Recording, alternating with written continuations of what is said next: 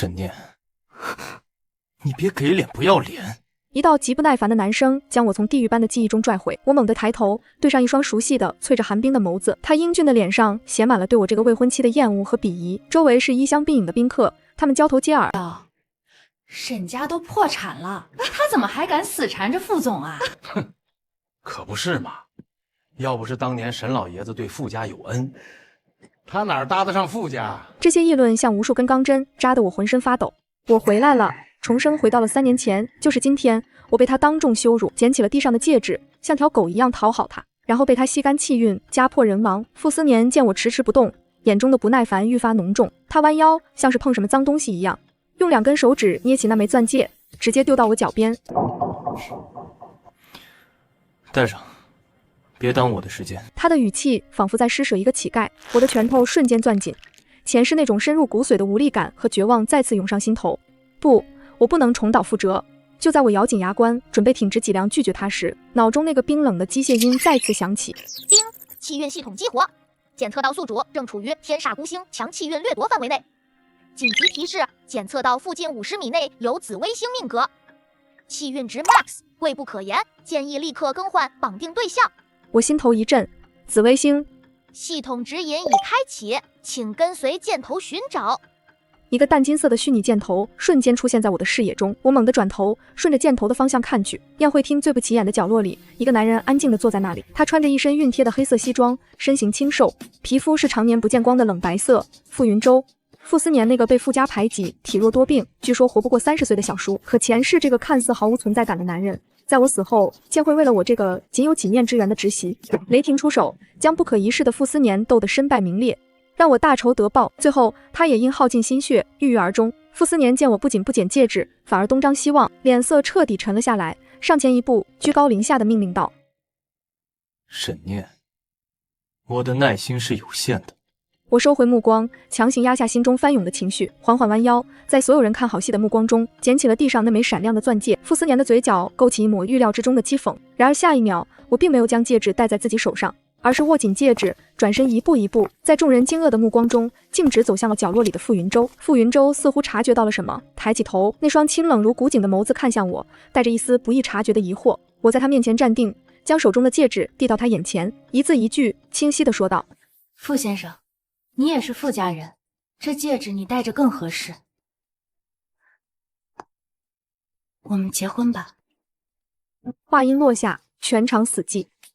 沈念，你发什么疯？他几步冲了过来，想抓住我的手腕，却被傅云舟不知何时起身的动作挡了一下。一个端着红酒托盘的服务生慌不择路，脚下一滑，整盘酒不偏不倚，全都泼向了暴怒中的傅斯年，将他昂贵的白色西装染得一片狼藉。不知是谁没忍住，一声嗤笑点燃了全场。傅斯年整个人都僵住了，脸上青一阵白一阵，眼神凶狠地瞪向我，而我脑中却响起了天籁之音。叮，成功与紫微星接触，气运值加10。天煞孤星因宿主产生负面情绪，气运反噬，厄运值加10。我懒得再看他狼狈的样子，只是专注地看着眼前的傅云舟。傅云舟的目光在我脸上停留了3秒，他没有接戒指，而是对我伸出了手。这里太吵了，沈小姐，我们换个地方谈。便自然地牵住我的手腕，带着我穿过目瞪口呆的人群，径直走向宴会厅的大门。你们给我站住！沈念，你今天敢跟他走出这个门，我保证让你和沈家都万劫不复。我的脚步顿了一下，傅云舟也停了下来。我没有回头，只是反手握住了他微凉的手。我们走。这一次，我的人生我自己选。夜风微凉，吹散了宴会厅里令人窒息的空气。我跟着傅云舟坐进一辆低调的黑色宾利，平稳行驶的汽车将身后的一切喧嚣都隔绝在外。车内空间很安静，只有我们2人浅浅的呼吸声。我这才发现自己还紧紧握着傅云舟的手，他的手很凉，却莫名的让人安心。我有些尴尬的松开，将那枚钻戒放在了我们中间的扶手上。傅先生，谢谢你刚才帮我解围。沈小姐刚才的提议是认真的？是。我迎上他的视线，没有丝毫退缩。我需要一个丈夫，一个合作伙伴，而你需要一个能帮你摆脱困境、重回复世的盟友。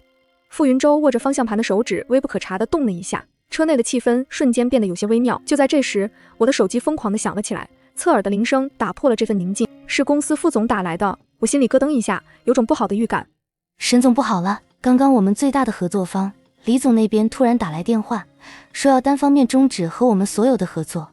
他还说是傅斯年副总亲自给他打了电话，让他撤资的。果然，傅斯年的报复来了。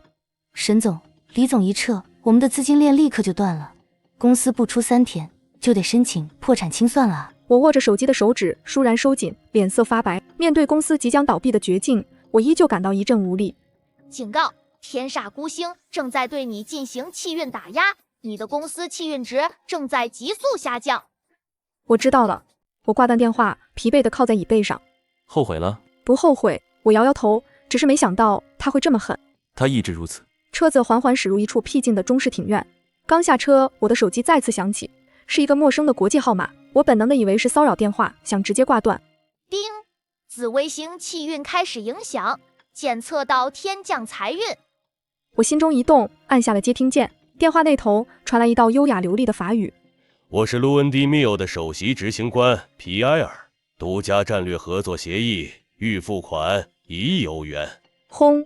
我的大脑一片空白。前世这个品牌是傅斯年动用了无数关系才勉强搭上线，准备作为他商业版图扩张的王牌，可现在他们竟然主动找上了我。叮，紫微星气运爆发，成功截胡天煞孤星的机缘。濒临破产的公司账户即将收到一笔巨额款项。我强忍着狂喜，用同样流利的法语回道：皮埃尔先生，合作细节我的助理会立刻跟进。挂断电话，我感觉整个人都像踩在云端，有些不真实。傅云舟已经为我推开了古色古香的木门，门内是雅致的茶室。看来你的麻烦解决了。我接过茶杯，暖意从指尖传来。我看着他，认真地说道：傅先生，我的提议依然有效，和我结婚，这只是一个开始。傅云舟看着我，那双深邃的眸子里情绪复杂。就在这时，茶室墙壁上挂着的财经电视突然插播了一条紧急新闻：最新消息，傅氏集团股价在晚间交易时段遭遇断崖式下跌，毫无征兆，全线跌停，市场一片恐慌。据悉，这与傅氏集团继承人傅斯年先生的一则负面新闻有关。电视画面上赫然是傅斯年浑身红酒、狼狈不堪的照片。我看着新闻，再看看身边云淡风轻的傅云舟，终于忍不住笑出了声。傅氏集团股票跌停的消息像病毒一样迅速传遍了整个金融圈，我的手机快被打爆了，全是以前那些对我避之不及的朋友，我一概没理。茶室里檀香袅袅，傅云舟拿起扶手上的那枚钻戒，递还给我。沈小姐，现在傅斯年自顾不暇，你已经安全了，这场交易没有必要再继续。我看着他递过来的戒指，却没有接。不，现在才更有必要。我摇摇头，目光灼灼地看着他。傅斯年不会善罢甘休的，我需要一个足够强大的身份来保护自己和我的公司，而傅太太这个身份，没有人比你更合适给我。更重要的是，我需要他的紫微星气运。傅云舟沉默地看了我许久，久到我以为他要拒绝。为什么是我？因为……我顿了顿，脑中闪过他前世为我复仇后孤独死去的画面，心脏传来一阵细密的疼。因为我觉得傅先生你看起来运气很好。傅云舟被我这个无厘头的理由逗得微微一怔，那双古井无波的眸子里竟泛起一丝极淡的笑意。好，我同意。然后他拿起那枚戒指，牵过我的左手，将它稳稳地套在了我的无名指上。叮，与紫微星绑定关系，确立婚约信物，绑定深度提升至10%，气运值加100。庭院外突然传来一阵刺耳的刹车声和保镖的呵斥声。副总，您不能进去。砰！茶室的门被粗暴地踹开，满身戾气的傅斯年闯了进来。他一眼就看到了我手上那枚刺眼的钻戒，怒火瞬间冲垮了他所有的理智。你这个贱人，居然真的敢背叛我！把戒指给我摘下来！他嘶吼着向我扑来，我吓得后退一步，却被傅云舟稳稳地护在了身后。傅斯年，这里不欢迎你。傅云舟，你一个快死的病秧子也敢护着他？你信不信我让你现在就滚出傅家，1分钱都拿不到？傅斯年那双猩红的眼睛死死盯着我，像要吃人。滚出傅家！思年，看来老爷子最近身体不好，没精力管教你，让你连长幼尊卑都忘了。长辈，你也配？一个靠药罐子吊着命的废物，真以为我就不敢动你？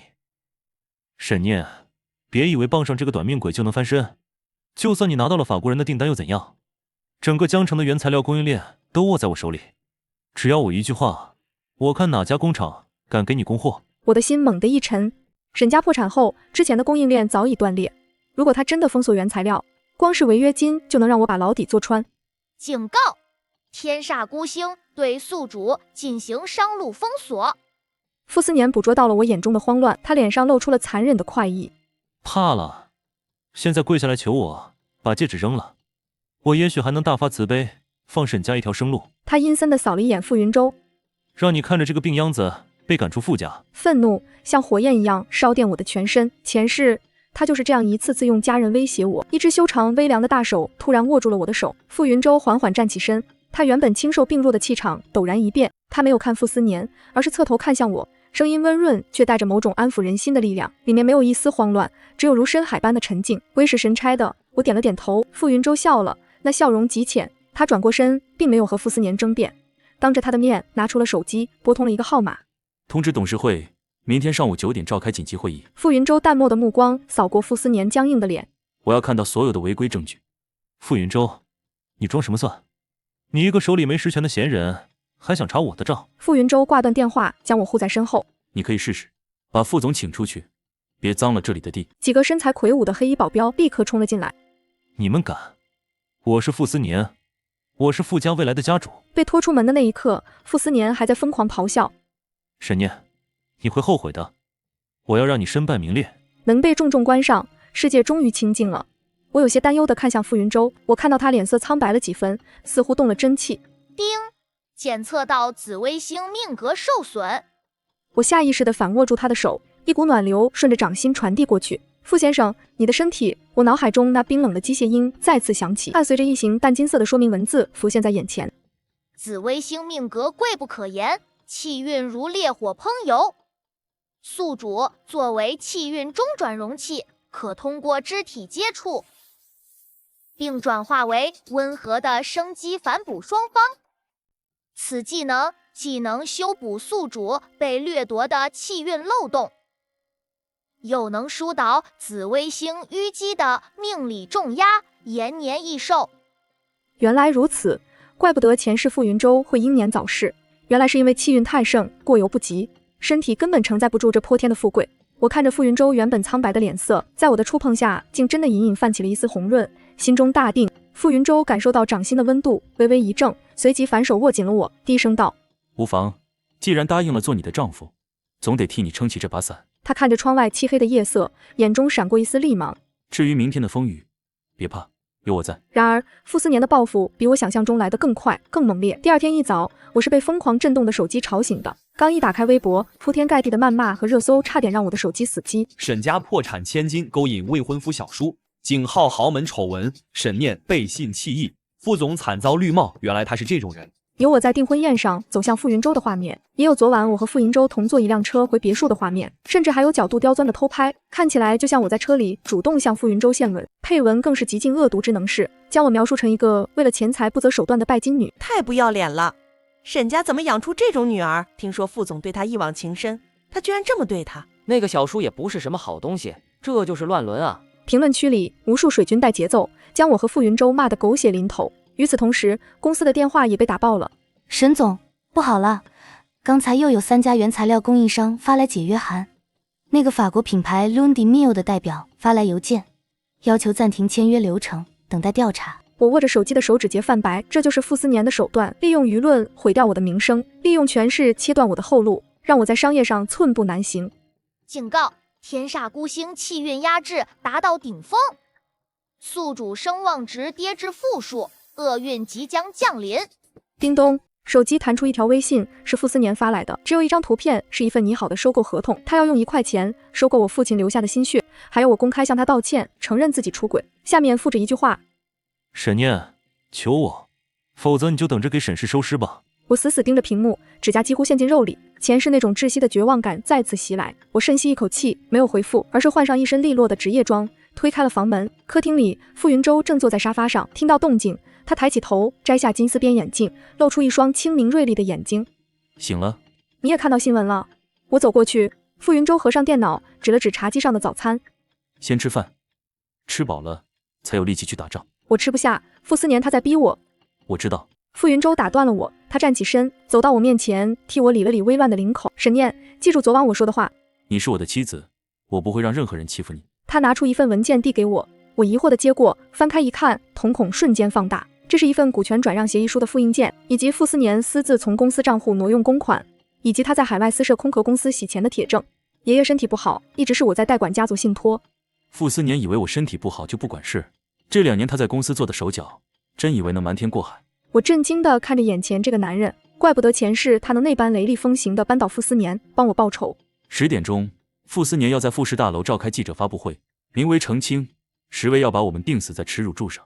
走吧，傅太太，我们也该去收网了。傅氏集团大楼多功能会议厅，此刻这里已经被围得水泄不通，闪光灯此起彼伏。傅斯年一身白色西装，虽然脸上还带着些许憔悴，但那副受害者的姿态却做得十足。我从未想过我深爱的未婚妻会做出这种事。沈家破产，我一直在想办法帮忙，可他却为了所谓的捷径勾引我身体不好的小叔。台下一片哗然，记者们奋笔疾书，直播弹幕上全是骂我的话。关于沈小姐公司所谓的法国订单，我也很怀疑其真实性。以不正当关系换取商业利益是商业欺诈。会议厅的大门被人从外面重重推开，这就是傅总所谓的真相吗？清冷的女声穿透嘈杂的人群，我挽着傅云舟的手臂，在无数闪光灯的聚焦下，昂首阔步地走了进来。傅云舟今天穿了一身深灰色的高定西装，身姿挺拔，虽然面色依旧带着病态的苍白，那种与生俱来的贵气和威压，瞬间让在场的记者都噤了声。傅斯年看到我们出现，眼中闪过一丝慌乱。沈念，你还有脸来，带着你的奸夫来向我示威吗？奸夫，思年，这就是你对长辈和婶婶的态度。他微微抬手，助理立刻将文件投影到大屏幕。既然大家都在，那就顺便开个董事会吧。屏幕上出现的是一条条触目惊心的财务流水，全场死寂，紧接着爆发出更大的喧哗。这是傅斯年挪用公款的证据。那个海外账户是用来洗钱的，数额高达3个亿。沈家破产，背后也有傅斯年恶意做空。关掉，这是污蔑，全是假的。是不是假的？经侦大队的人就在楼下。我冷冷地看着他，举起手中的话筒。我想皮埃尔先生很有兴趣亲自跟你谈谈。我按下手机免提，皮埃尔愤怒的声音通过麦克风传遍全场。傅先生，我是皮埃尔。关于你恶意诽谤沈念小姐，试图破坏商业合作的行为，我会正式向大使馆提起抗议。沈念小姐的设计才华是独一无二的，我们的合作坚不可摧。不可能！他踉跄着后退，撞翻了身后的椅子。我是傅家继承人，我是天之骄子。丁，检测到天煞孤星，气运全灭，宿主成功发动气运掠夺。恭喜宿主获得气运值加500，解锁终极技能炎灵厄运降临。我看着傅斯年狼狈的样子，心中毫无波澜，只是在心里默念了一句：让他摔个狗吃屎。傅斯年像是被什么东西绊了一下，整个人不受控制地向前扑去，砰的一声巨响，脸朝下重重地砸在了讲台坚硬的棱角上，惨叫声响彻大厅。他抬起头时，满嘴是血，2颗门牙直接磕断了，狼狈得像个小丑。闪光灯疯狂闪烁，记录下这滑稽又讽刺的一幕。傅云舟低头看着我，眼底带着一丝不易察觉的笑意。看来，老天爷都在帮你。我看着台上众叛亲离的傅斯年，嘴角上扬，这仅仅是个开始。几辆警车呼啸而至，刺眼的红蓝警灯照亮了庭院。几个警察快步走进来，神情严肃。傅斯年先生吗？你涉嫌恶意操控股价、内幕交易。傅斯年彻底懵了，他难以置信地看着警察，最后目光落在了云淡风轻的傅云舟身上。他仿佛明白了什么，脸色惨白如纸。是你，你们联手算计我。冰冷的手铐咔嗒一声锁住了他的手腕。被警察压着往外走时，傅斯年还在疯狂地嘶吼。沈念，你给我等着，我不会放过你的。我只是平静地看着他被带走，内心没有丝毫波澜。警告！警告！刺耳的警报声突然在我脑中响起。检测到天煞孤星正在动用家族势力，他会不惜一切代价重新夺取气运源，与紫微星完成具有法律效力的婚姻绑定。任务选项 A： 立刻登记结婚。 B： 等待报复。我心头一紧，看着眼前还对我一无所知的傅云舟。傅先生，我们现在就去民政局领证吧。傅云舟的动作停住了，他那双总是很平静的眼睛里出现了我看不懂的情绪。我能听到自己有点急促的心跳声。现在话说出口，我才感觉到脸颊有点发烫，这太快了，也太疯狂了。我们认识才多久？满打满算不到24小时。前一秒还在联手对付傅斯年，下一秒我就直接求婚。他会怎么想我？一个为了自保不择手段的女人，还是一个彻头彻尾的疯子？但系统那个血红色的任务倒计时还在我脑子里跳动，提醒我傅斯年随时可能脱困。我不能退缩。我看着傅云舟的眼睛，努力让自己的声音听起来更真诚。傅先生，我知道这很突然，但是傅斯年这个人你比我更清楚，他今天吃了这么大的亏，绝对不会善罢甘休。第一个要对付的人肯定是我，只有我们成为法律上承认的夫妻，傅太太这个身份才能成为我最坚固的盾牌。这不仅是为了我，也是为了我们的合作能更稳固地进行下去。我不敢去看他可能会有的探究或者审视的眼神。傅云舟沉默地看着我，没有立刻回答。他的沉默让我心里有点发毛，他是不是觉得我太心急了？他其实根本没想过和我真的结婚。我脑子里闪过无数种可能，手心都开始冒汗。系统倒计时已经从60分钟跳到了52分钟。如果你觉得为难，我的户口本在书房保险柜里，像一颗定心丸，瞬间砸进了我慌乱的心里。他正看着我，眼神带上了一点我从未见过的柔和。你的呢？我的在沈家老宅。沈家破产后，老宅早就被查封了。我现在连家都回不去，上哪拿户口本？我的心一下子沉了下去。难道要卡在这一步吗？别急，傅云舟看出了我的窘迫，他拿出手机拨了一个号码，是我。去一趟沈家老宅，取一份户口本出来，15分钟内送到服务大厅门口。挂了电话，他对我伸出手，走吧，傅太太，我们时间不多。那一声傅太太，他叫得那么自然，我把手放进他微凉的掌心，他很自然地握紧，带着我朝门外走去。车子平稳地驶出庭院，汇入城市的车流。我看着窗外飞速倒退的街景，感觉一切都像在做梦。1天之前，我还是那个被傅斯年当众羞辱，即将家破人亡的沈念，我就要和这个只见过几面的男人去领证结婚了。我偷偷看了一眼身旁正在开车的傅云舟，他侧脸的线条很干净，鼻梁高挺，嘴唇的颜色有些淡，透着一种病态的美感。他开车很稳，手指骨节分明地搭在方向盘上。丁，与紫微星肢体接触中，紫微星健康值+1，宿主气运值+5。是啊，我不是在做梦，我重生了。傅云舟，他就是我的生机。在想什么？在想我们这样算不算闪婚？他似乎被我的话逗笑了。不算。我有些不解，我已经等了很多年了。我的心猛地漏跳了一拍，等了很多年，他这是什么意思？我正想追问，他的手机响了，他戴上蓝牙耳机接听。无论如何都要保下傅斯年，最多半个小时人就会被放出来。半个小时比系统预测的还要快。我握紧了拳头，傅家的势力果然不容小觑。傅云舟的脸色也沉了下来，他只是淡淡的对着电话那头说了一句我知道了，然后他挂断电话，脚下油门一踩，车速明显快了几分。坐稳了，车子在车流中灵活地穿梭，我的心也跟着提到了嗓子眼。终于，那栋熟悉的建筑出现在眼前，几乎是同时，另一辆黑色的轿车也停在了我们旁边。一个穿着西装的男人快步下车，手里拿着一个文件袋，恭敬地递给了傅云舟。傅先生，东西拿到了。傅云舟接过文件袋，从里面抽出一本暗红色的户口本，递给我。是我的户口本。我看着上面的名字，心里五味杂陈。走吧。傅云舟牵起我的手，拉着我快步走向服务大厅的大门。已经是下午，办证的人不多，我们取了号，坐在等候区。我的手心里全是汗，不停地看着墙上的挂钟，每一秒都像一个世纪那么漫长。别紧张，傅云舟的声音在我耳边响起，一切有我。他反手将我的手握得更紧了些，这一次却像有电流穿过，让我莫名的心安。下一位 A07 号，请到2号窗口办理。我深吸一口气，跟着傅云舟站起身，走向那个将决定我后半生命运的窗口。工作人员是个看起来很和蔼的中年阿姨，她看了看我们，眼上露出了然的微笑。哟，郎才女貌，真般配。傅云舟倒是很坦然，说了一声谢谢，握着我的那只手似乎微微收紧了一些。填表、签字、按手印。当我的指尖沾上红色的印泥，重重地按在结婚申请表上沈念2个字的旁边时，我的心里有一种很奇妙的感觉。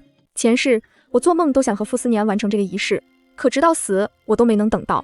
没想到重生回来，我却和一个几乎算是陌生人的男人坐在这里。命运真是个说不清道不明的东西。好了，2位请到这边来拍张照。工作人员指了指旁边的一个红色背景墙，我和傅云舟并肩坐下。2位靠近一点，对，再近一点。新郎笑一笑，开心一点嘛，结婚是多大的喜事啊。我有些僵硬地扯了扯嘴角，身边的傅云舟却忽然侧过头看了我一眼，他的目光很深，像一潭古井，我从里面看到了自己的倒影。然后他缓缓地对我露出了一个笑容，那是一个真真切切的带着暖意的笑容。他本就生得好看，这么一笑，整个人都鲜活了起来。我的心跳在那一瞬间彻底乱了节奏。咔嚓，摄影师按下了快门，将这一刻永远的定格。几分钟后，2本崭新的带着油墨香气的红本本交到了我们手上。我翻开，看着照片上笑得有些傻气的自己，和身边那个笑容温柔的男人，还有下面配偶一栏里清清楚楚印着的傅云舟3个字。一种巨大的不真实的感觉包裹了我。我结婚了。丁，恭喜宿主完成紧急任务，警告解除，天煞孤星的气运掠夺通道已被强制切断。我长长的舒了一口气，整个人都放松了下来。现在你是名正言顺的傅太太了。我抬头看她他正低头看着我，眼神里带着我看不懂的深意。我握紧了手里的结婚证，郑重地点了点头。就在这时，我的手机疯狂地响了起来，来电显示上是那个我这辈子都不想再看见的名字——傅斯年。我看着屏幕，几乎能想象出电话那头他气急败坏的样子。我按下了接听键，开了免提。沈念，你这个贱人，你在哪？你以为找傅云舟那个病秧子就能护住你？我告诉你，没用。我刚从警务室出来，屁事没有。你现在立刻马上给我滚回来！我能想象到他动用傅家关系，以为自己能毫发无损的出来，结果却发现自己名下的公司一团糟，股票大跌，还被爆出那么多丑闻。而这一切的始作俑者，就是我这个他从来没放在眼里的未婚妻傅斯年。我终于开了口，声音很平静，我们已经没有关系了。没关系？沈念，你脑子坏掉了？我们的婚约还在，你就是我傅斯年的未婚妻，你背着我勾搭我小叔，你还有脸说没关系？哦，关于这个，我拿起手里的红本本，对着话筒轻轻拍了拍。就在5分钟前，我和傅云舟先生已经正式登记结婚了，所以傅斯年先生，从法律上来说，我现在是你的小婶婶，以后说话还请你放尊重一点。电话那头死一般的寂静，我甚至能听到他粗重的呼吸声，像是要把肺给气炸了。你说什么？我说我沈念现在是傅云舟的合法妻子，傅先生，以后见面记得叫我一声小婶婶啊！紧接着是东西被砸碎的巨响。沈念，傅云舟，你们给我等着，我绝对不会放过你们的，绝对！电话被他狠狠地挂断了。我收起手机，抬头看向傅云舟，他正静静地看着我，眼神里带着一丝浅浅的笑意。小婶婶，我的脸腾的一下又红了，那股气势瞬间消失得无影无踪。我就是故意气他的。气得很好。他点了点头，然后很自然地牵起我的手。走吧，我亲爱的小婶婶，我们该回家了。他故意在最后几个字上加重了语气。我看着他拉着我向前走的背影，是一种前所未有的踏实和安稳。这个男人在的地方就是我的家了。我们刚走出民政局大门，助理就迎了上来，手里还提着几个精致的纸袋。傅先生，傅太太，老爷子气得把电话都摔了，让您立刻回去，这是按您的吩咐给傅太太准备的。傅云舟接过纸袋递给我，他想得真周到。回傅家老宅，老爷子会不会为难你？傅老爷子不把我生吞活剥了才怪。放心，有些事总要当面说清楚。你先回我那里休息，等我处理完就回来。我点点头，坐进了车里，看着傅云舟的车子掉头，朝着与我相反的方向驶去。我的心里莫名的有些空落落的。他一个人去面对傅家的狂风暴雨，真的没问题吗？我拿出手机想给他发个消息，却看到屏幕上弹出一条本地的爆炸性新闻：傅氏集团总裁傅斯年当街失控。新闻配图里，那辆限量版法拉利车头撞得稀烂。叮，天煞孤星因情绪失控，厄运值爆发。我看着那张狼狈的照片，心里没有一丝同情。傅斯年，你的报应才刚刚开始。我让司机直接把我送回了傅云舟的那个中式庭院。庭院里很安静，只有风吹过竹林的沙沙声。一个看起来很温和的中年阿姨迎了出来，对我恭敬地鞠了一躬。傅太太，您回来了，我是这里的管家，您叫我王姨就好。先生已经吩咐过了，您的房间已经准备好了。王姨领着我穿过回廊，来到一间朝南的卧室。房间很大，布置得古香古色。推开窗就是一池荷花，床品和日用品全都换成了新的，是我惯用的牌子。衣帽间里甚至已经挂上了10几套最新款的女装。我的心里涌起一阵暖意。傅云舟这个人心思真的太细腻了，他好像什么都为我考虑到了，细致到让我觉得有些不可思议。洗了个热水澡，换上舒适的家居服，我整个人都放松了下来。我躺在柔软的大床上，脑子里却不由自主地开始想傅云舟，他现在在傅家老宅会面对什么样的场面？傅老爷子那个出了名的暴脾气，会不会直接对他动手？还有傅斯年，他出了车祸，虽然看起来不严重，但肯定会把这笔账也算到我们头上。我越想越心烦，索性坐了起来，打开了房间里的电视。财经频道正在播报晚间新闻，受傅氏集团继承人傅斯年先生多起负面新闻影响，傅氏集团股价今日持续下跌，收盘时已跌破近5年最低点。画面就切换到了傅氏集团的门口，一群记者正围着一个刚刚走出大楼的中年男人，是傅氏的2把手张副总。张副总，请问傅斯年先生今天没有来公司，是因为早上的车祸吗？对于网上的那些传闻以及傅斯年先生涉嫌挪用公款的证据，张副总被问得满头大汗。他擦了擦额头，对着镜头勉强挤出一个笑容。各位媒体朋友，请大家冷静。关于斯年总的事情，我们董事会很快会给大家一个交代的。傅氏集团根基稳固，不会因为个人的事情受到影响。他说的冠冕堂皇，但我却从他闪烁的眼神里看到了一丝幸灾乐祸。我忽然想起了系统奖励的那个新技能气运勘测，是否对目标人物张副总使用气运勘测？我心中默念是。人物张振国，命格平平无奇，近期气运走向呈上升趋势，有贵人相助，事业将有重大突破，与宿主关系潜在盟友。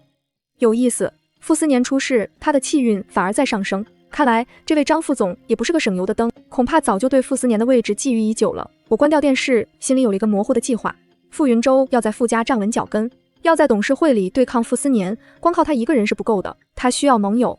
而这个张副总或许可以成为我们的第一个突破口。正想着，我的手机响了，是一个陌生号码。我接起来，电话那头传来一个小心翼翼的声音：“喂，请问是沈念，沈总吗？”“我是，您是？”“哎呀，沈总，我是宏发纺织的刘经理呀。”“刘经理。”我脑子里过了一遍，想起来了。沈家没破产前，宏发纺织确实是我们的供应商之一，但我们公司一出事，他们是第一批上门催债，并且单方面撕毁供货合同的。现在打电话来干什么？刘经理，有事吗？之前都是误会啊。是傅斯年。对，是傅斯年那个混蛋，他威胁我们。我听着他颠三倒四的解释，心里冷笑。墙头草，风往哪边吹就往哪边倒。之前傅斯年得势，他们就来踩我一脚，现在看傅斯年倒霉了，就又想回来抱我的大腿。刘经理，我记得我们之间的合同已经终止了。别啊，沈总，我们宏发的面料整个江城质量是数一数二的，您那个法国品牌的订单肯定需要顶级面料吧？我保证给您的价格绝对是市场最低价，而且我们还可以先供货后付款。先种货后付款，这条件可真是够有诚意的。我会好好考虑的，吊着它才能获得最大的利益。挂了电话，没过几分钟，又一个电话打了进来，一个接一个，我的手机就没停过。你强的时候，所有人都捧着你。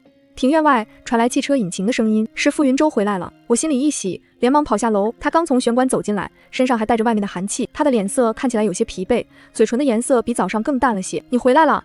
我迎上去，很自然地接过他脱下的西装外套。怎么样，老爷子没为难你吧？他看着我，眼神柔和了一些。没事。他摇摇头，一点小场面而已。他说的轻描淡写，但我知道那场交锋绝对不会像他说的那么轻松。丁，检测到紫微星命格因家族压力产生损耗，健康值-5。系统的提示音让我心里一紧，我连忙拉住他的手，一股暖流顺着我的掌心传递过去。气运滋养仪启动，紫微星健康值+2。他有些诧异地看着我握着他的手，眼神里闪过一丝不解。你的手很暖，他低声说。因为我怕你冷啊。我随便找了个借口，拉着他往客厅走。快坐下歇会儿。王姨应该准备好晚饭了。庭院外突然传来一阵尖锐的、疯狂的汽车喇叭声，紧接着是傅斯年那如同疯狗一样的咆哮。傅云舟、沈念，你们给我滚出来！他竟然直接追到这里来了。傅云舟却把我拉到他身后，神色平静地对王姨说：“把门关好，谁也别放进来。另外，报警。”是，先生。报警？哈哈哈哈！傅云舟，你也就这点本事了，只会躲在女人后面，叫警察来保护你。你这个废物！砰砰砰！我有些担心地看着傅云舟，他的脸色又白了几分。别怕，他安抚地拍了拍我的手背。沈念，你这个贱货，你以为嫁给这个短命鬼就万事大吉了？等他死了，你还不是要求着我？我要让你跪在地上，像狗一样舔我的鞋。只听轰隆一声巨响，像是打雷一样，紧接着是傅斯年一声凄厉无比的惨叫，叫骂声和撞门声戛然而止。我和傅云舟对视了一眼，都从对方的眼中看到了一丝疑惑。王姨小心翼翼地从猫眼里往外看了一眼，随即发出一声短促的惊呼，脸色都白了。先生，门口那棵百年老槐树被雷劈了。我和傅云舟快步走到门口，透过猫眼，外面的景象让我倒吸一口凉气。庭院门口那棵百年老槐树，此刻从中间被劈开，巨大的树冠正好砸在傅斯年那辆法拉利上，整个车顶都被砸得凹陷了下去。而傅斯年正躺在车旁边的地上，抱着腿哀嚎。他刚才应该是想开车撞门，结果刚下车，树就倒了，断裂的树枝还是划伤了他的腿，鲜血直流。更诡异的是，今晚的夜空万里无云，哪儿来的雷？丁，天煞孤星试图攻击宿主及紫微星，引发天地规则反噬，厄运值 max。 我看着系统面板，心里一阵后怕，又觉得有些好笑。这傅斯年真是倒霉到家了，靠近我不仅不能再吸走我的气运，反而会被他自己的厄运反噬得更厉害。很快，警车和救护车的鸣笛声由远及近。傅斯年因为故意毁坏他人财物和寻衅滋事，再次被警察带走了。这一次，因为有监控录像作证，他恐怕没那么容易出来了。一场闹剧就以这样一种离奇的方式收场。客厅里，王姨已经准备好了丰盛的晚餐。经历了刚才的惊吓，我却没什么胃口。傅云舟似乎看出了我的心事，他给我盛了一碗汤，递到我面前。别想了，他以后不敢再来了。我接过汤碗，暖意从手心传来。我不是怕他，我摇摇头，我只是觉得很奇怪。我看着傅云舟，犹豫了一下，还是问出了口：你之前说你等了我很多年，是什么意思？这个问题从在服务大厅的时候就一直盘旋在我心里。傅云舟握着筷子的手微不可察地停顿了一下，他抬起眼看向我，那双深邃的眸子里情绪翻涌，像藏着一片深不见底的海。吃饭吧。他避开了我的问题，声音有些低，菜要凉了。我心里有些失落，但也没有再追问。这顿饭吃得有些沉默。饭后，王姨收拾碗筷，傅云舟则去了书房。我一个人坐在客厅的沙发上，看着窗外的月亮，心里空落落的。我们是夫妻，却比陌生人也亲近不了多少。我叹了口气，起身准备回房，门没有关严，留了一道缝。我鬼使神差地停下了脚步，我看到傅云舟正和一个外国人进行视频会议，他说着一口流利的德语，神情专注，和平时那种病弱慵懒的样子判若两人。自信、从容、运筹帷幄，这才是他真正的样子吗？我正看得有些出神，他忽然转过头，目光精准地捕捉到了门外的我。我吓了一跳，像个做坏事被当场抓住的孩子，一时间进也不是，退也不是。他对着屏幕那头的人说了句什么，然后合上了电脑。进来吧，他对我说。我有些窘迫地推开门走了进去。我不是故意要偷看的。没关系，他指了指书桌对面的椅子，坐。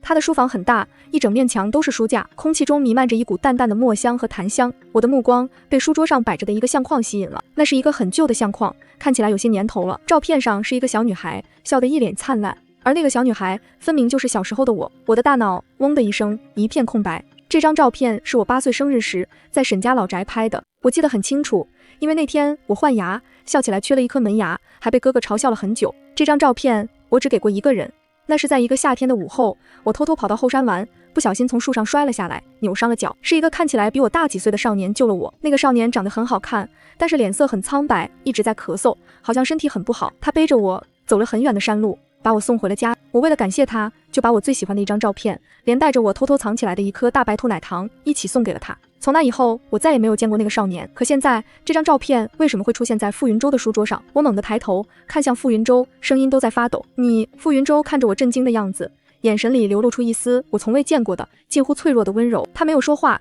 只是缓缓地从书桌最下面的抽屉里拿出了一个同样很旧的铁皮糖果盒。打开盒子，里面没有糖，只有一颗用透明塑料纸包得好好的，已经有些泛黄的大白兔奶糖。我的眼泪在那一瞬间毫无征兆地涌了出来。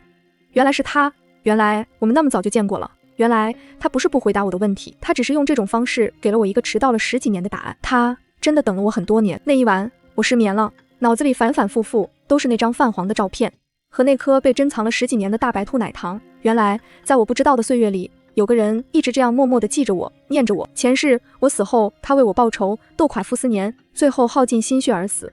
我一直以为他只是出于对侄媳的几分情面，现在我才明白，那不是情面，也不是正义感，那是爱，是一种深埋心底从未说出口却比任何言语都更沉重的爱。我翻了个身，将脸埋进柔软的枕头里，心里又酸又胀，还有一种说不出的甜。沈念啊沈念，你上辈子真是瞎了眼，他会放着这样一块稀世珍宝不要，去追逐傅斯年那种垃圾。幸好老天给了我一次重来的机会，这一次我不会再错过了。第二天一早，我醒来的时候，傅云舟已经不在家了。王姨告诉我，他一早就去了公司，说今天傅氏集团要召开紧急董事会。我心里一紧，这么快就要正面交锋了吗？我立刻打开手机，财经新闻的头条全都是关于傅氏集团的。傅氏集团控制权之争拉开序幕，傅云舟、傅斯年叔侄或将对簿公堂，神秘股东增持傅氏股份，傅斯年继承人地位岌岌可危。新闻里说，从昨天下午开始，就有一股神秘的资金在2级市场上疯狂扫货。与此同时，傅云舟以第2大股东的身份，联合了数名董事，提议召开紧急董事会，重新评估集团总裁傅斯年的任职资格。山雨欲来风满楼，我知道傅云舟这是要动真格的了。我不能只在家里等消息。王姨，备车，我要去一趟公司。我的公司沈氏设计，预付款及时到账，公司暂时摆脱了破产危机。但想要真正把这个订单做下来，光有钱是不够的。我需要一个稳定、可靠、能绝对服从我指挥的团队。当我出现在公司门口时，所有员工都惊呆了，他们都看到了网上的新闻，以为我这个老板已经自身难保。沈总，您来了。人心惶惶，大部分人都在窃窃私语，或者偷偷刷着手机看八卦。召集所有部门主管，10分钟后会议室开会。我丢下这句话，径直走向我的办公室。副总愣了一下，赶紧跟了上来。沈总，现在公司里大家情绪都不太稳定。还有，之前那些供应商又都找上门来了，供应商的事情我来处理。你现在要做的是稳住公司内部的人心，告诉所有人，从今天起，沈氏设计我说了算，想跟着我干的，我保证他有肉吃；不想干的，现在就可以去财务室结工资走人。我的语气很平静，却带着一股不容置疑的力量。副总看着我，眼神里闪过一丝惊讶，他没想到我不仅没有被打倒，反而变得更强硬。好的，沈总，我明白了。他重重地点了点头。10分钟后，会议室里坐满了人，我看着底下这些或担忧或怀疑的脸，开门见山。我知道大家在担心什么，网上的新闻我也看了，我可以明确告诉大家，那些都是对我的污蔑，这不会影响到我们公司的正常运营。至于我们和法国 Lone de Mio 的合作协议已经正式签署， 1个亿欧元的预付款也已经打到了公司账上，这是我们沈氏设计成立以来最大的一笔订单。我把打印出来的合同和银行到账凭证的复印件发给了每一个人。看到白纸黑字的证据，会议室里响起一阵倒吸冷气的声音，所有人的眼睛都亮了。1个亿欧元，所以我看着他们一字一句地说道，我需要你们在接下来的3个月里拿出200%的精力，只要项目顺利完成，我保证在座的每一位年底奖金这个数50万。一个年轻的设计师试探着问，我笑了笑，摇摇头，是500万，每个人至少500万。轰！整个会议室瞬间炸开了锅，我看着他们一个个打了鸡血的样子，知道军心稳住了。就在这时，会议室墙上的电视正在直播的财经频道突然切换到了富士集团董事会的现场，镜头对准了会议室的主位，傅斯年坐在那里，脸色阴沉的能滴出水来，他的额头上还贴着纱布，一条腿打着石膏。而他的对面，傅云舟一身黑色西装，气定神闲地坐着，仿佛他才是这里的主人。我反对！傅斯年猛地一拍桌子，指着傅云舟的鼻子骂道：“傅云舟，你凭什么？我为公司赚了多少钱？在座的各位有目共睹，你一个常年在家养病的闲人，有什么资格？”傅云舟没有理会他的咆哮，只是淡淡地看了一眼他身边的助理。助理会议将一份文件投影到大屏幕上，那是一份详细的财务报表，这是富士集团近3年的投资回报率分析。傅总主导的几个海外投资项目亏损额高达37亿，你甚至不惜挪用公款，恶意做空沈氏，来换取短期利益。你胡说！傅斯年脸色一白，那都是正常的商业风险，是吗？傅云舟嘴角勾起一抹冷笑，那你私下成立空壳公司，将集团的优质资产转移到你个人名下，这也是商业风险。大屏幕上立刻出现了几份合同的扫描件和清晰的资金流向图，在场的所有董事脸色都变了。我提议，傅云舟站起身，目光扫过全场，暂停傅斯年先生集团总裁的一切职务，并成立专项调查组，彻查其在任期间的所有账目。由我暂代集团总裁一职。整个会场鸦雀无声，傅斯年瘫坐在椅子上，面如死灰。他知道他完了。董事会最终以压倒性的票数通过了提议，傅斯年被当场停职。这个消息像一颗重磅炸弹，瞬间引爆了整个商界。曾经不可一世的傅家太子爷，一夜之间从云端跌落泥潭。而傅云舟这个名字，第一次以如此强势的姿态进入了所有人的视野。人们这才惊觉，傅家这个被传体弱多病、不问世事的小叔，根本不是什么病秧子，而是一头蛰伏已久、一出手便可致命的猛虎。我坐在办公室里，看着手机上铺天盖地的新闻，心里说不出的畅快。前世傅斯年就是用这些卑劣的手段，一步步将我父亲逼上绝路。这一世，我终于让他也尝到了身败名裂的滋味。丁，因紫微星成功压制天煞孤星，宿主气运值加200。丁，宿主公司气运值大幅提升，财运亨通。系统的提示音如同胜利的号角。我的手机再次被打爆了，这次打来电话的是法国 Luna de Mio 的首席执行官皮埃尔先生。哦，我亲爱的沈，恭喜你！你的丈夫傅云舟先生真是一位了不起的绅士，他简直就是商业世界里的骑士。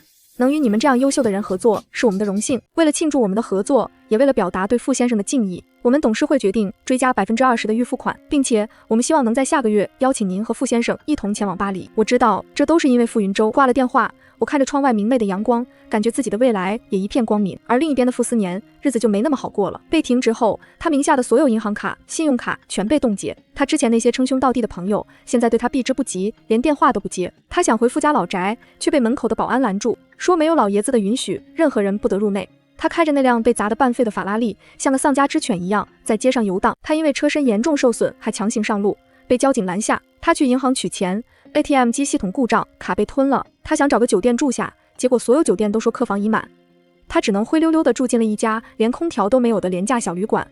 丁，检测到天煞孤星气运值已跌至谷底。我忙完了公司的事情，回到家时天已经黑了。王姨说她接管公司第1天有开不完的会，我让王姨炖了一锅滋补的鸡汤，用保温桶装好。富士集团大楼灯火通明，我提着保温桶刚走进大厅就被前台拦住了。小姐，请问您有预约吗？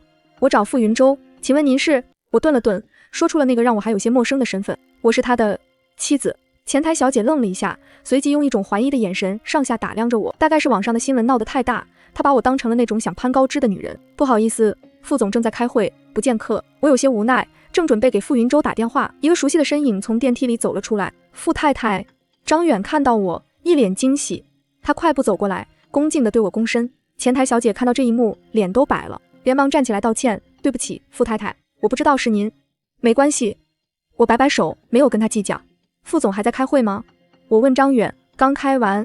张远接过我手里的保温桶，傅总正在办公室里休息，您快上去吧。我点点头，走进了总裁专属电梯。顶楼的总裁办公室，装修的奢华又冰冷，是傅斯年一贯的风格。傅云舟正靠在巨大的落地窗前，看着窗外的车水马龙，背影显得有些孤单。听到开门声，他回过头，看到是我，他那双总是很平静的眼睛里瞬间亮起了一道光。你怎么来了？我来查岗啊，看看我们新上任的傅大总裁有没有被外面的小妖精勾走。他被我的话逗笑了，走过来很自然地牵起我的手。小妖精没有，倒是来了一只管家婆，她的手很凉，我能感觉到她身体的疲惫。我拉着她走到沙发上坐下，打开保温桶，盛了一碗鸡汤递给她。快喝点，我让王姨给你炖的。她没有接，只是看着我，眼神很深。沈念，她忽然开口，声音有些沙哑，以后不用这么辛苦。我的心像是被什么东西轻轻地撞了一下，很暖很软。我摇摇头，把汤勺递到她嘴边。那可不行，说好了是盟友，我总不能让你一个人在前面冲锋陷阵，我躲在后面坐享其成吧。傅云舟，以前都是你一个人，但现在你有我了。他看着我愣住了，他低下头就着我的手喝了一口汤。办公室里的气氛变得有些微妙，办公室的门被人毫无预兆地推开了，一个穿着职业套装的女人走了进来，看到我和傅云舟亲密的姿势，她的脸色瞬间变得很难看。云舟，我听说你接管了公司，不放心，过来看看。这位是？她的目光落在我身上，带着毫不掩饰的审视和敌意。这个女人我认识，林薇，傅氏集团的法务部总监，也是傅斯年的心腹之一，前世她帮着傅斯年沈家破产的法律文书就是他一手操办的，我没想到他居然还敢这么堂而皇之地出现在这里。林总监有事？傅云舟的声音冷了下来，他不动声色地将我护在身后，隔开了林薇审视的目光。他收敛起脸上的敌意，换上了一副公事公办的表情。傅总，我是来向您汇报工作的，关于傅斯年前总裁的一些项目后续。眼睛却一直有意无意地瞟向我，放那吧，我待会儿会看，如果没有别的事，你可以下去了。林薇的脸色白了白，她咬了咬嘴唇，目光再次落在我身上。云舟，我知道你现在压力很大，傅斯年虽然被停职了，但他在公司的根基很深，你现在最需要的是一个能在事业上帮助你的帮手，而不是一个只会给你带来麻烦的累赘。我心里冷笑一声，他就把目标转向了新上位的傅云舟。我的事就不劳林总监费心了，至于谁是我的帮手，谁是累赘，我心里有数。他拉起我的手，对着林薇一字一句清晰地说道，给你正式介绍一下，沈念，我的妻子，也是这家公司未来的女主人，以后见她如见我。林薇的脸瞬间血色尽失，她大概做梦也没想到傅云舟会给我这么高的身份。她看着我，眼神里充满了嫉妒和不甘，最终只能狼狈地转身离开。办公室的门被关上，世界终于清静了。看来你的桃花运还挺旺的，陈年旧醋也值得一吃。我愣了一下，才反应过来他在说什么。林薇喜欢傅斯年是公司里公开的秘密，不如说是在发泄他求而不得的嫉妒，而傅云舟显然早就看透了这一点。谁吃醋了？快喝，凉了就不好喝了。他低低地笑了一声，听得我耳朵有些发热。这个男人怎么连笑声都这么好听？喝完汤，傅云舟继续处理文件，我就坐在旁边的沙发上等他。百无聊赖，我开始打量这间办公室。办公室的角落里放着一个半人高的保险柜，是傅斯年用的。我忽然想起了什么，走到保险柜前，是否对目标物品使用气运勘测？一份关于沈氏集团破产的内幕调查报告。我的心猛地一跳，我立刻看向傅云舟，这个保险柜的密码你知道吗？傅云舟抬起头看了我一眼，随即报出了一串数字，这是傅氏所有高管保险柜的通用管理密码。我按照他说的数字输入密码，滴的一声，保险柜门开了，里面果然像系统说的那样，放着很多文件。我一眼就看到了最上面那个牛皮纸袋，上面写着沈氏集团4个字。我颤抖着手打开文件袋，里面是一叠厚厚的资料，有银行流水，有通话记录，还有几张偷拍的照片。所有的证据都指向了一个人，沈氏集团的副总，我的亲叔叔沈振华。是沈振华联合了外人，偷偷转移了公司的资产，并且伪造了账目，一步步将我父亲的公司推向了破产的深渊。而傅斯年早就查到了这一切，但他却选择了隐瞒。他反过来威胁沈振华，让他交出了沈氏最后的核心技术，然后他再以一个救世主的姿态出现在我面前，让我对他感恩戴德，任他摆布。好一朝一石二鸟，好一个卑鄙无耻的傅斯年！我气得浑身发抖，手里的文件散落一地，眼泪不争气地掉了下来。我一直以为父亲的公司破产是因为他经营不善，加上傅斯年的落井下石，我从来没有想过这一切的背后竟然是我最亲近的叔叔在背后捅的刀子。一只温暖的大手轻轻地附在了我的肩膀上。傅云舟不知道什么时候已经走到了我的身边，将我轻轻地揽进怀里。他的怀抱并不宽阔，却让我感到无比的安心。我靠在他的胸口，听着他沉稳的心跳，压抑了许久的委屈和愤怒终于彻底爆发。为什么会这样？他是我爸爸的亲弟弟呀！我知道你很难过，哭吧，哭出来就好了。等我情绪稍微平复了一些，他才缓缓开口：沈念，这件事我其实也早就知道了。我猛地抬起头看着他，很早之前我就查到了沈振华的问题，也收集了所有的证据。我本来想把这些东西交给你的父亲，但是他顿了顿，眼神里闪过一丝痛苦。但是那时候我的身体太差了，傅家所有人都把我当成一个无用的废人，根本没人会相信我的话。我甚至连见你父亲一面的机会都没有，我只能眼睁睁地看着傅斯年拿着我查到的证据去威胁你的叔叔，去逼迫你的父亲，去一步步地毁掉你的家。他的声音里充满了无力和自责。我看着他苍白的脸，心里一阵刺痛。在那些我不知道的日子里，他是怀着怎样一种绝望和痛苦的心情，看着我一步步走向深渊，却无能为力。不怪你，你已经尽力了。现在我们有了这些证据，沈振华、傅斯年他们欠我们沈家的，我要让他们加倍奉还。好，我帮你。傅斯年最近过得很不好，投资的几个项目一夜之间全部暴雷，赔得血本无归。开车出门不是被追尾，就是被贴罚单，就连在家里喝口水都能被呛到，咳得半死。他感觉自己就像被一团乌云笼罩着，总觉得是傅云舟和沈念在背后搞鬼。他找到了江城最有名的一位玄学大师，在一间古色古香的茶室里，傅斯年见到了王大师。大师仙风道骨，留着一把山羊胡。大师，您一定要帮帮我。王大师接过八字，闭上眼睛，掐指一算。他猛地睁开眼，一脸震惊地看着傅斯年。大师，怎么了？傅斯年心里一紧，王大师的表情变得前所未有的凝重。天煞孤星，天煞孤星。傅斯年愣住了，这是什么意思？是说我克妻克子，孤老终生？不，王大师摇了摇头，你这个命格比那要霸道得多。寻常的天煞孤星只是克身边亲近之人，而你是天生的掠夺者。掠夺者，没错。王大师的眼神变得有些复杂。你的命格注定了你无法自己产生气运，你所有的一切，财富、地位、成功都不是你自己的，而是你从别人身上硬生生吸过来的。傅斯年听得云里雾里。大师，我不太明白。简单来说，你的命就像一个黑洞，你必须不断靠近气运旺盛的人，吸取他们的气运。被你吸走气运的人，轻则百病缠身，诸事不顺，重则家破人亡，不得好死。而你则会踩着他们的尸骨，平步青云，扶摇直上。轰！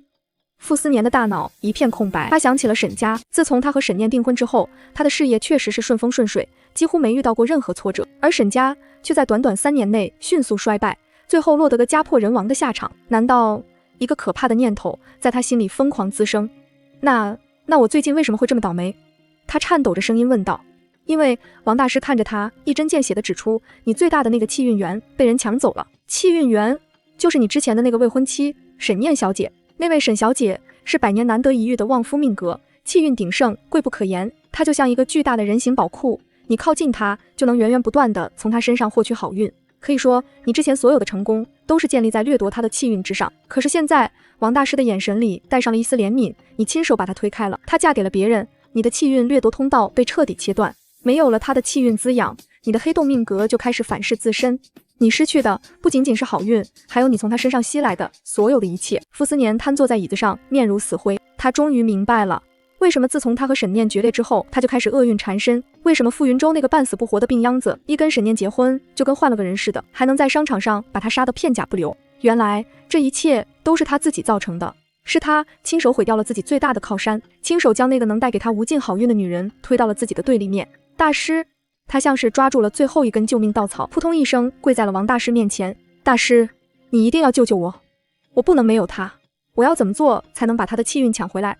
王大师看着他疯狂的样子，摇了摇头。晚了，天命已改，大势已去。你不是在和傅云舟斗，你是在和天斗，你的好运到此为止了。说完，王大师便闭上眼睛，不再理会他。傅斯年失魂落魄地走出了茶室，外面的阳光很刺眼，他却觉得浑身冰冷。他想起了沈念，想起了他曾经看着他时那双亮晶晶的充满了爱意的眼睛，想起了他为了讨好他卑微到尘埃里的样子，想起了他在订婚宴上是如何当众羞辱他，将戒指扔在他脚边。原来他扔掉的不是一枚戒指，是他这一生最大的好运。悔恨像毒蛇一样啃噬着他的心脏，不，他不能就这么认输。沈念是他的，他的气运也应该是他的。傅斯年眼中闪过一丝疯狂，既然软的不行，那就来硬的。他要不惜一切代价把沈念从傅云舟身边抢回来。就在傅斯年因为玄学大师的话而陷入疯狂的时候，我和傅云舟正在为收回沈氏集团做着最后的准备。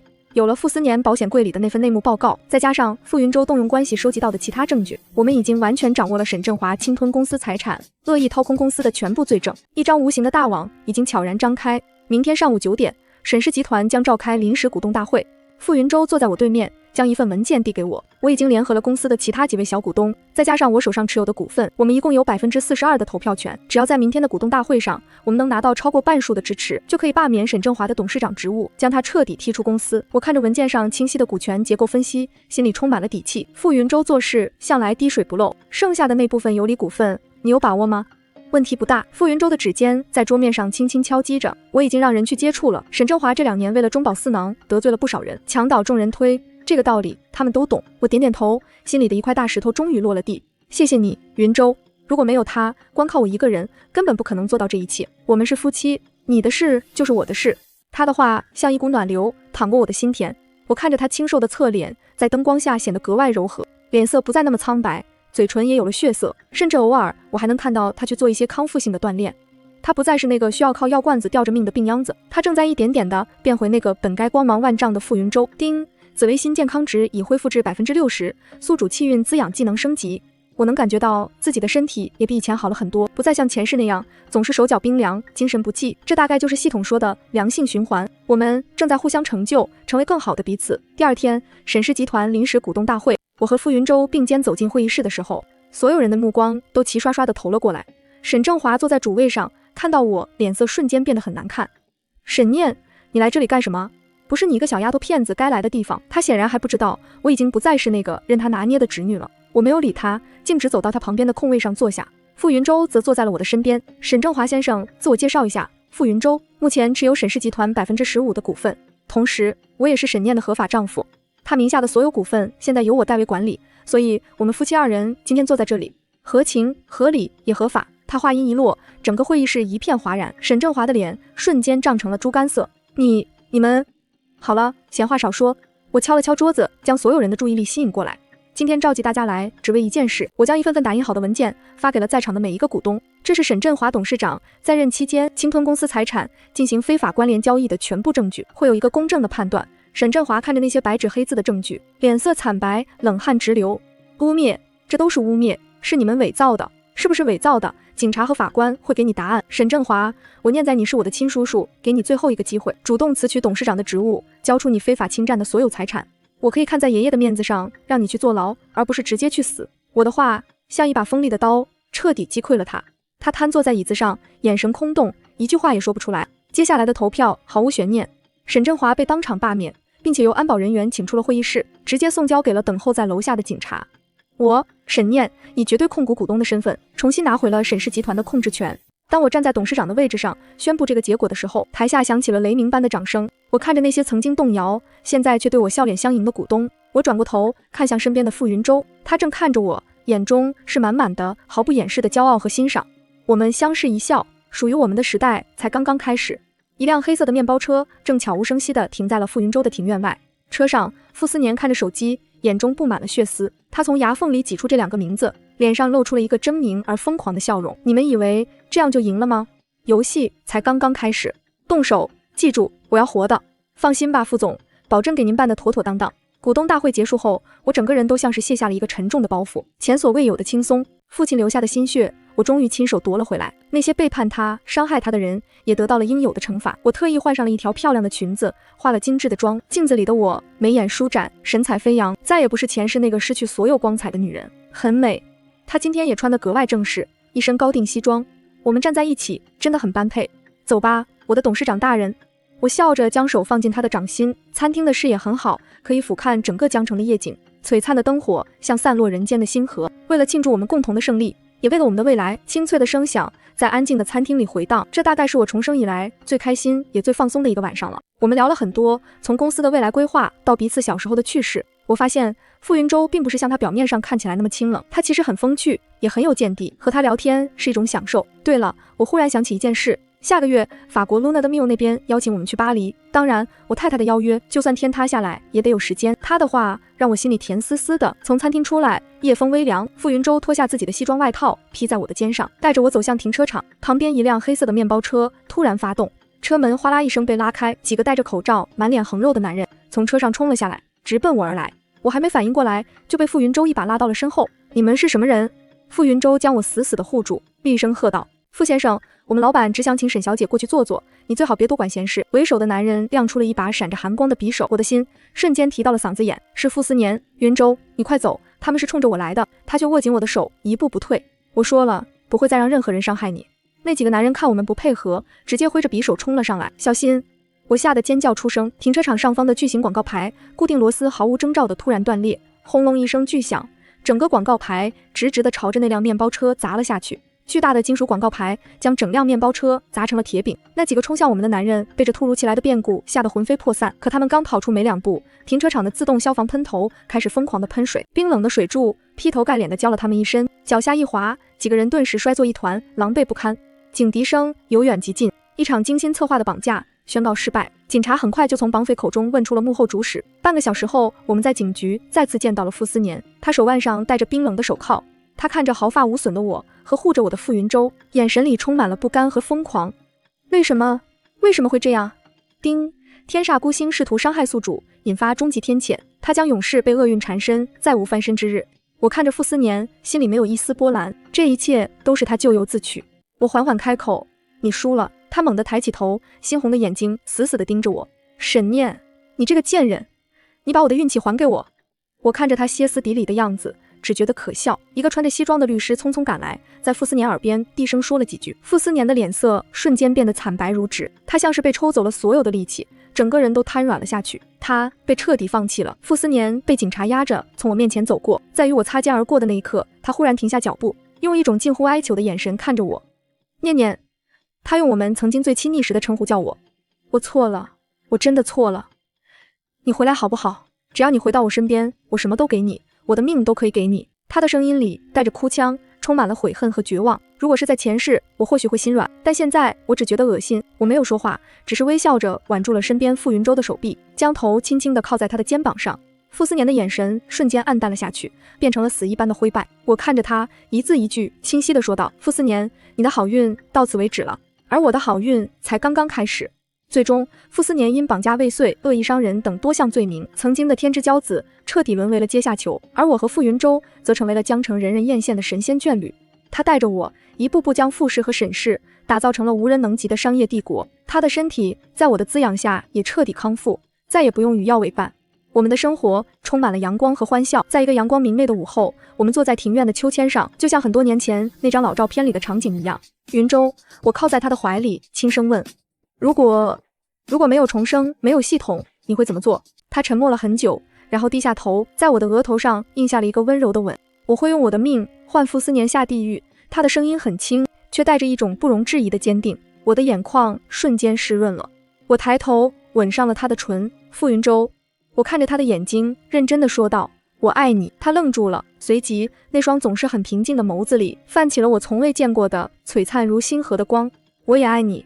他紧紧地抱着我，声音沙哑，从很久很久以前就开始了。